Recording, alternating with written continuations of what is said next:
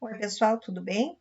Essa semana nós vamos trabalhar, sobre a atmosfera. Então, é um assunto novo e a gente vai, usar algumas semanas aí para aprender um pouquinho mais sobre isso, ok? Bom, então a atmosfera, ela é constituída por gases e nós chamamos isso de ar, né? É uma mistura de gases que envolve o nosso planeta, ok? Matéria, né, nós já vimos lá no início do ano, né, que o ar, então, ela é uma matéria constituída por átomos, moléculas e partículas, né? No entanto, nós encontramos essas moléculas em três estados físicos, que é o sólido, líquido e gasoso, né? Só para revisar.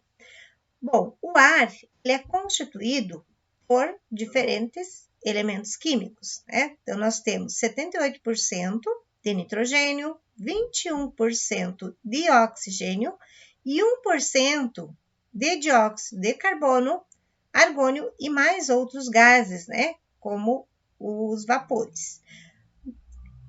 Importante observar aqui, né, que essa composição, nessa composição, então nós lembramos, né, que os principais gases da nossa respiração, por exemplo, são o oxigênio e nós liberamos o gás carbônico, né? Bom, agora nós vamos falar um pouquinho do gás nitrogênio. Vocês viram que é 78%, né, do gás atmosférico é o gás nitrogênio. Então, como que ele atua na atmosfera e ele transita entre os seres vivos? Então, observem bem, nós temos o gás atmosférico, chamado de N2, então N2 é um gás formado pelo elemento químico nitrogênio. Então, ele faz a fixação através dos raios, no momento de uma tempestade, ok? E ele, no ambiente, nós temos o processo de fixação por bactérias fixadoras de nitrogênio. Essas bactérias, elas estão geralmente em raízes de plantas leguminosas, tá? Então, onde formam os nódulos e elas auxiliam. Lembra também que já expliquei isso na aula passada. Nós temos bactérias, que fazem, então, a amonificação, certo? Que também são os resíduos aqui, das excretas dos animais, né? Essa amônia, a amonificação aqui, nós temos, então, outras bactérias que fazem a nitrificação. Então, são as bactérias nitrificantes. Lembrem que eu tenho aqui NH3, e NH4. E aqui eu tenho uma conversão, por ação dessas bactérias. E agora aqui, então, eu tenho os nitritos e os nitratos. E tem bactérias que também fazem o processo inverso, que elas fazem a desnitrificação. E nós vamos ter o quê? A liberação do nitrogênio para o ar atmosférico. Então, esse ciclo, do nitrogênio que entra no mundo vivo aqui, por quê? Porque o nitrogênio também é constituinte celular, certo?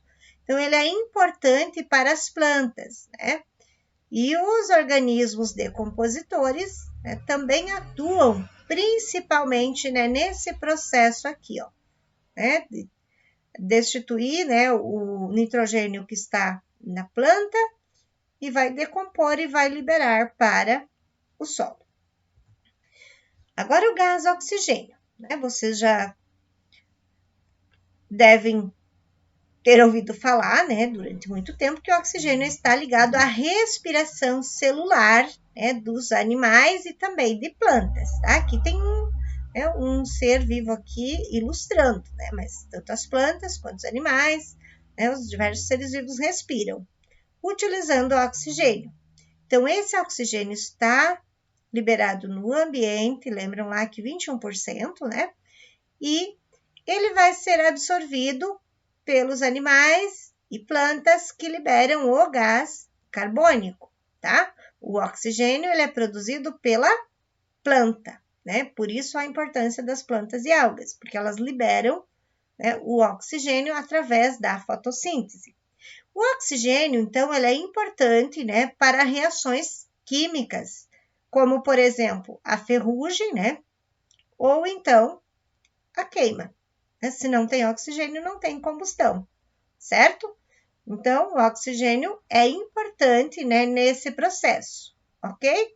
E também aqui, ó, é o que eu tenho representado? Um navio que tem um motor a combustão.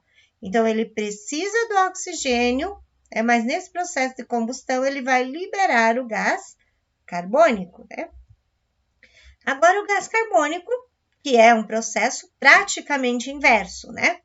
Então, eu tenho as plantas que absorvem o gás carbônico e vão liberar o gás oxigênio. Mas o ciclo do carbono, né, então, ele tem. Vocês viram lá que 1%, né, é constituído dos gases, né, do ar atmosférico é constituído por CO2 e outros gases, né?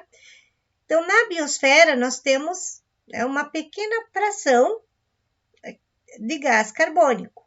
No entanto, né, o carbono, ele é constituinte dos seres vivos, né, das moléculas orgânicas, e ele está, né, o seu ciclo, né, ele envolve aí, né, a pastagem, certo? Né, os animais se alimentam das pastagens, né, consomem o CO2 que foi sequestrado, né, o que é isso?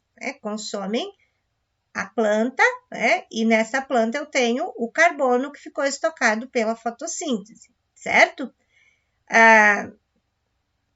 E, no entanto, né, na respiração desses animais também estão liberando, né? Estão liberando o CO2, que é o gás carbônico. Aqui no solo, nós temos um processo, né, importante. A matéria orgânica, né, que vai se depositando no solo, ela vai formar, né, o carbono fóssil, que ele é extraído, né, como combustível, né, depois utilizado como combustível, tá? Então, ele é, né, um carbono fóssil, é usado aí como fonte de energia, certo? Como fonte de energia para as indústrias, né, para os veículos, e ele é um recurso esgotável também, né? Então, ele vai fossilizando, né? Os vegetais vão fossilizando e ele vai ficando estocado, né? Isso é um processo lento, por isso ele é esgotável, certo? Bom, então lembrando aqui, né, no processo de fotossíntese envolve, né, os dois elementos, né? As duas moléculas, né? O gás oxigênio e o gás carbônico. E aqui vocês veem também a molécula de água, né? Porque a planta absorve a água para utilizar no processo de fotossíntese. Então, um é complementar, né? Na respiração, eu absorvo, nós inspiramos o gás oxigênio, liberamos o gás carbônico. Na fotossíntese, a planta absorve o gás carbônico e libera o gás oxigênio.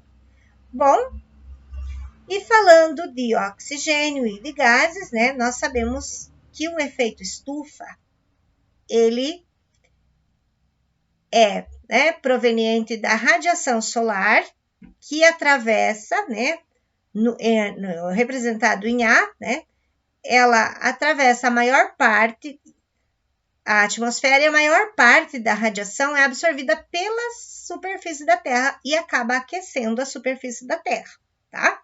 Parte, né, da radiação é refletida e volta para o espaço. E no C, nós observamos que outra parte, né, chamada radiação infravermelha, é refletida pela superfície da Terra, mas não consegue deixar a atmosfera. Então, ela é refletida novamente em direção à Terra e, de novo, absorvida pela camada de gases que envolve a atmosfera.